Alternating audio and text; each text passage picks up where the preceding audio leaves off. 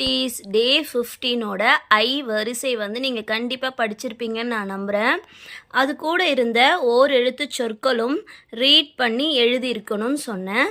எழுதியிருப்பீங்கன்னு நினைக்கிறேன். ஸோ அதோட ஐ வரிசையை சேர்ந்தது ஆக்டிவிட்டியை தான் நம்ம இப்போ பார்க்க போகிறோம். ரொம்ப ரொம்ப ஈஸி. நீங்களே ட்ரை பண்ணுங்கள். அப்பா அம்மாலாம் எழுதக்கூடாது, நீங்களே எழுதி பாருங்கள். அதுக்கப்புறம் நான் ஒன்று தான் எழுதியிருக்கேன், நீங்கள் மற்றதெல்லாம் நீங்கள் தான் எழுதணும். ஓகேவா? ஸோ ஃபஸ்ட்டு என்ன எழுத்துது? கை. கை வந்து நம்ம ரெண்டு எழுத்தாக சேர்த்து எழுத போகிறோம்.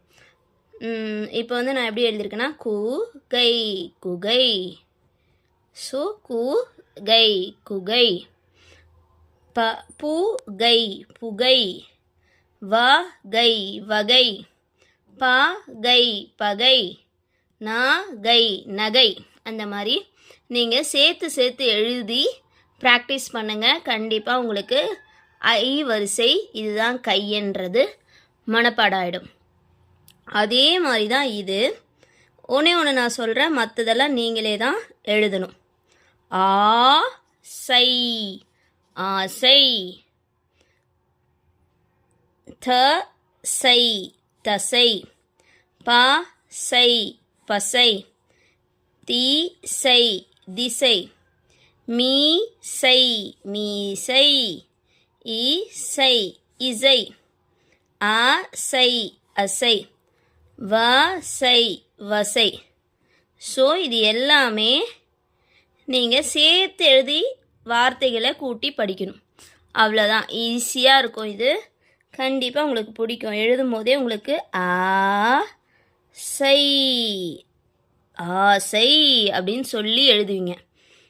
அதுக்கப்புறம் இது சின்ன வார்த்தைகள் வந்து கொடுத்துருக்கேன். வீணை வீணை. பூனை பூனை.